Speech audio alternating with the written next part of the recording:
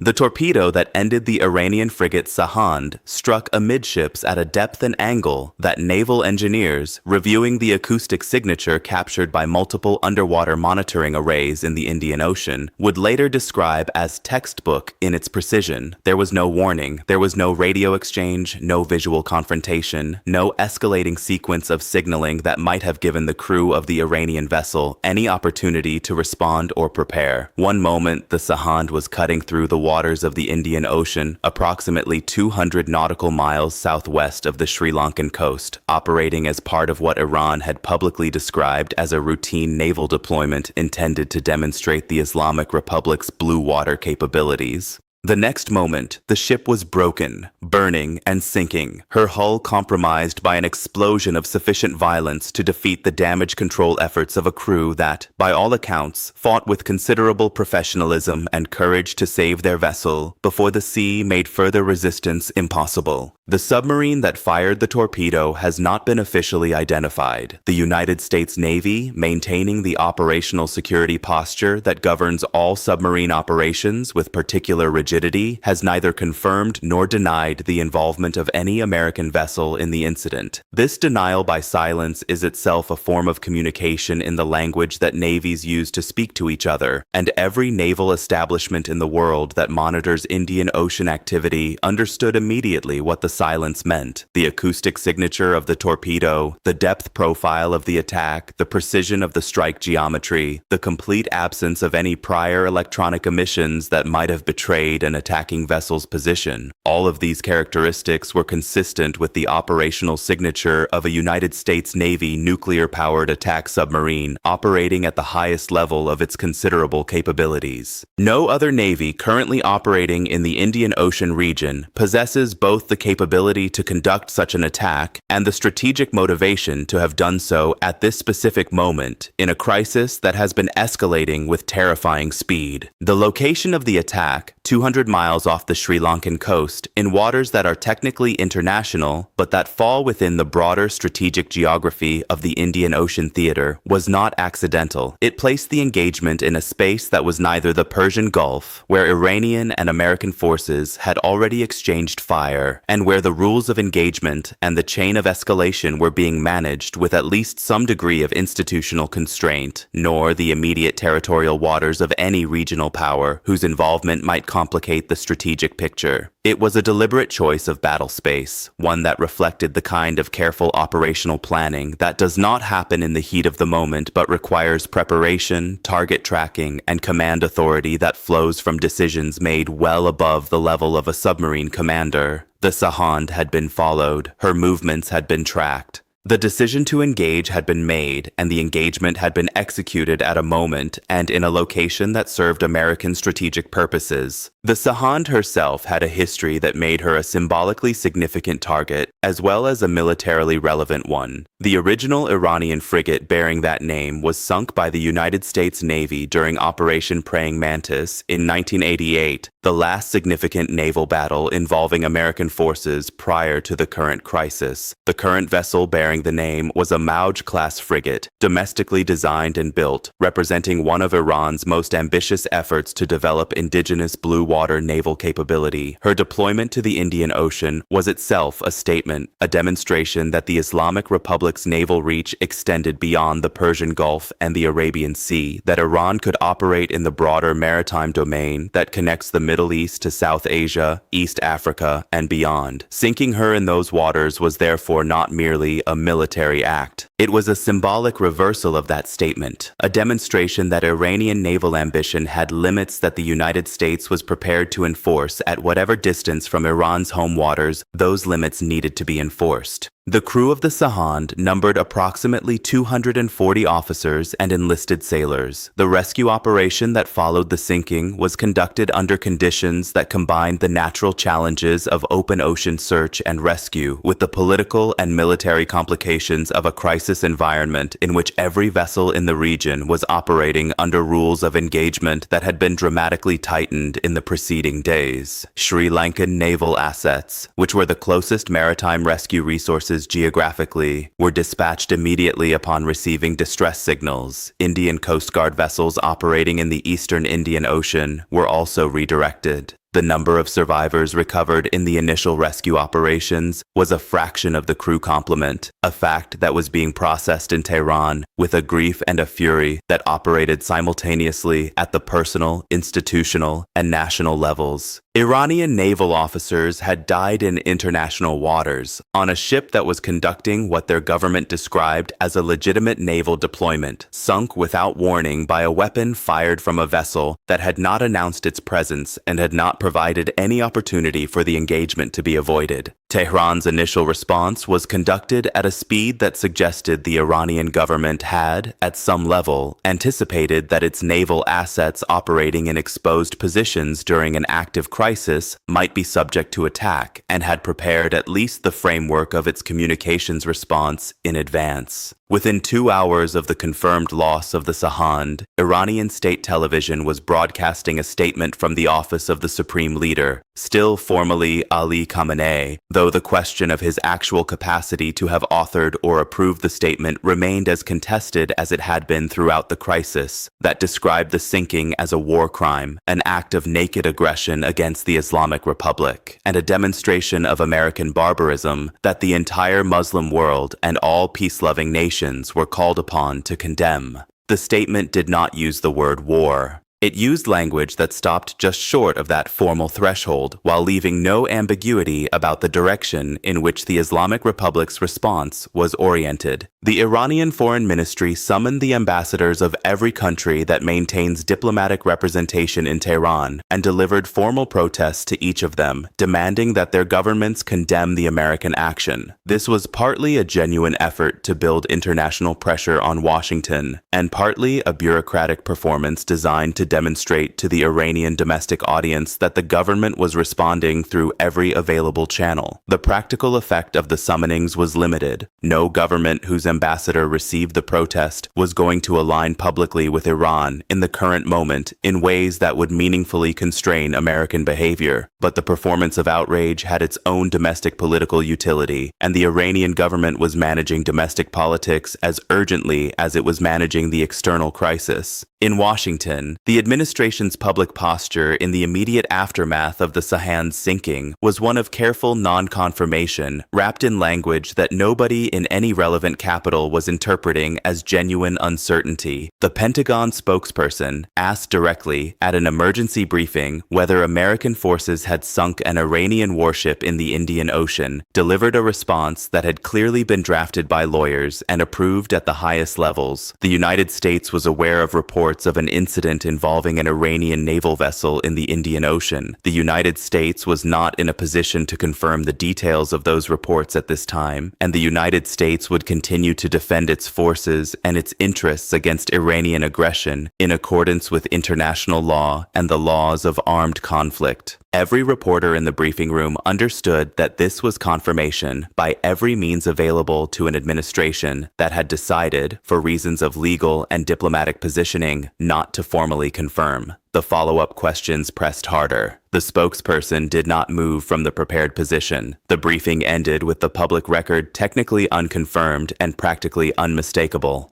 The legal architecture that the administration was constructing around the operation was visible in the language choices being made at every level of official communication. The references to international law, to the laws of armed conflict, to the right of self-defense. These were not rhetorical decoration. They were the load-bearing elements of a legal argument that the administration's lawyers had assembled to justify the operation under frameworks that American officials believed would withstand at least the domestic legal scrutiny that would inevitably follow, even if they were unlikely to satisfy the international legal critics who would argue that the sinking of an Iranian warship that was not directly engaged in hostile action against American forces could not be justified under any recognized legal framework for the use of force. The argument the administration was making, through its carefully chosen language and through the background briefings that senior officials were providing to select journalists, was that the Sahand had not been operating in innocent passage. It had been operating in a manner that American naval intelligence assessed as consistent with preparation to attack American naval assets or to support Iranian proxy operations in the broader Indian Ocean theater. The specific intelligence that supported this assessment, the signals intercepts, the behavioral indicators, the tracking data that had led American commanders to conclude that the Sahand represented an active, rather than merely a theoretical threat, was classified, and the administration was not going to declassify it under the pressure of a news cycle, even a news cycle of this magnitude. The argument was, in essence, trust us. We had good reason. We acted within our legal authorities. The evidence that supports our assessment remains classified for reasons of national security. This argument was being received with varying degrees of acceptance by different audiences. Within the United States, the political response was characteristically polarized. Supporters of the administration argued that the sinking of the Sahand was a necessary and proportionate response to Iranian aggression, that the Islamic Republic had been warned repeatedly that its behavior would have consequences, and that the consequences had now arrived. Critics argued that the administration had taken a dramatic escalatory action without congressional authorization, without adequate evidence that the Sahand posed an imminent threat, and without a clear strategy for managing the escalation that the sinking had guaranteed would follow. The debate was important and legitimate. It was also, in the immediate term, somewhat beside the point, because the action had been taken and the consequences were arriving, regardless of what any congressional debate or legal analysis concluded. The Indian government's response to an event that had occurred in waters adjacent to its sphere of strategic interest was one of the most consequential and closely watched reactions in the immediate aftermath. India maintains relationships with both the United States and Iran that it has historically managed with considerable diplomatic skill, preserving economic and strategic ties with Tehran, including access to Iranian energy and the Chabahar port that gives India strategic access to Afghanistan and Central Asia, while simultaneously deepening its strategic partnership with Washington through the Quad framework and bilateral defense agreements. An American military action in the Indian Ocean, in waters that India regards as falling within its natural sphere of maritime influence, created pressures on New Delhi that were pulling in multiple directions simultaneously. India's formal response was measured to the point of deliberate ambiguity, expressing concern about the escalation of tensions, calling for restraint and dialogue, and notably declining to assign specific blame, but the private communications from Indian officials to their American counterparts were understood to be considerably more pointed, conveying deep Indian discomfort with an operation conducted in what New Delhi regarded as its maritime neighborhood without prior consultation. China's response was not measured at all.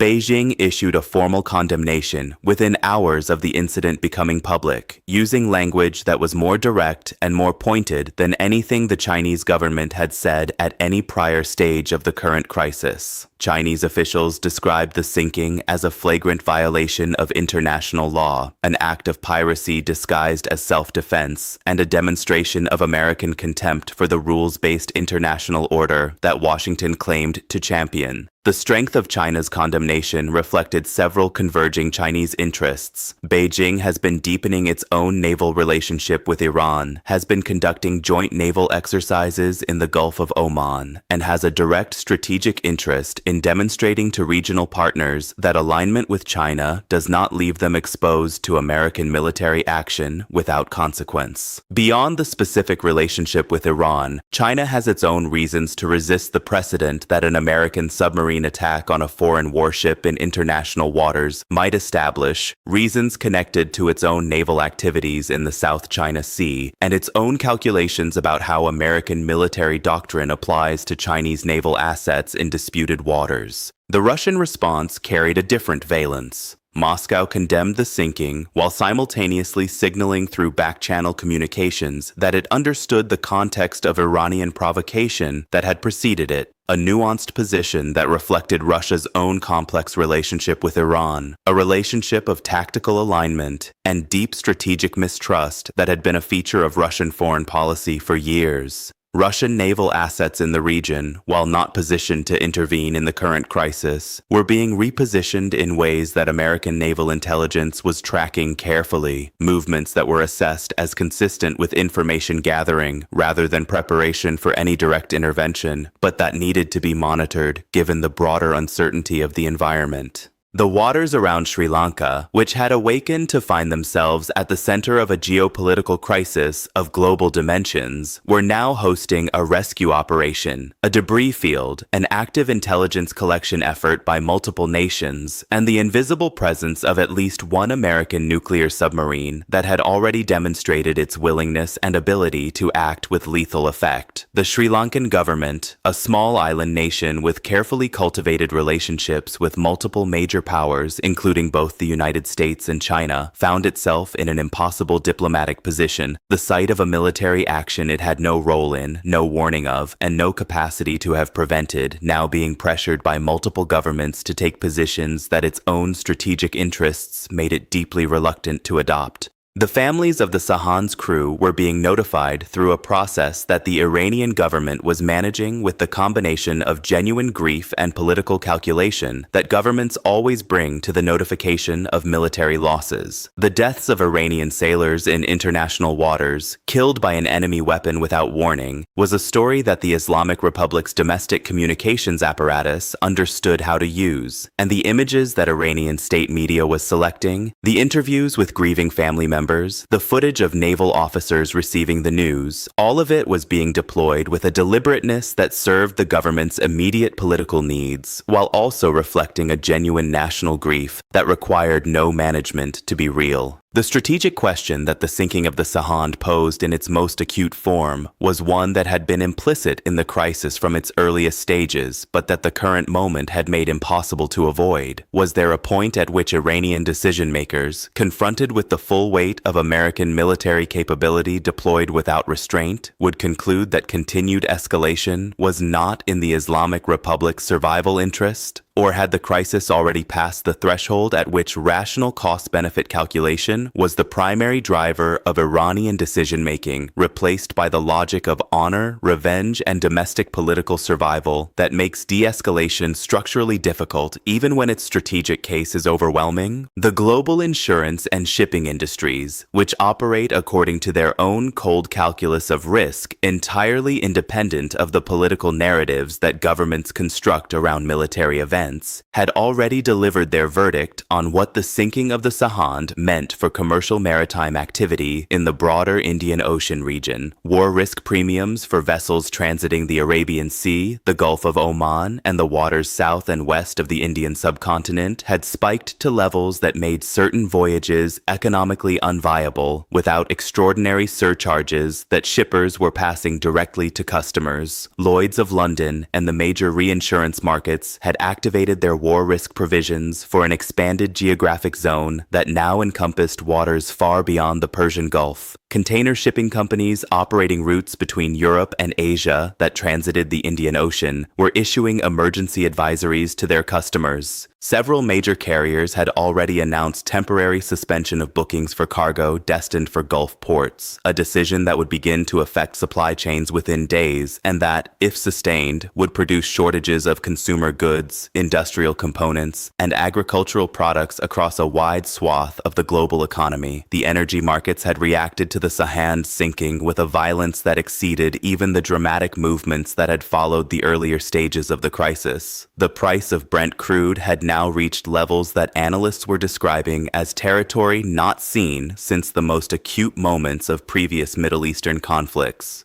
The mathematics of the situation were stark and simple. If the Indian Ocean became a contested military environment rather than a secure commercial highway, the routing options for energy shipments from the Persian Gulf to Asian markets, which collectively consume the majority of Gulf oil exports, were severely constrained, and the cost of the energy that kept Asian manufacturing economies running was going to rise in ways that would reverberate through global inflation figures, central bank policies, and the living standards of hundreds of millions of people who had no direct stake in the political conflict driving the crisis, but who would bear a significant portion of its economic consequences. The answer to the central strategic question, whether Iran would escalate or calculate, was not long in coming. Iranian naval commanders, operating under the acute pressure of institutional humiliation and genuine grief over the loss of their ship and their colleagues, and under political pressure from an IRGC leadership that was demanding a response commensurate with the insult, began moving assets in patterns that American surveillance satellites and signals intelligence systems were tracking in real time.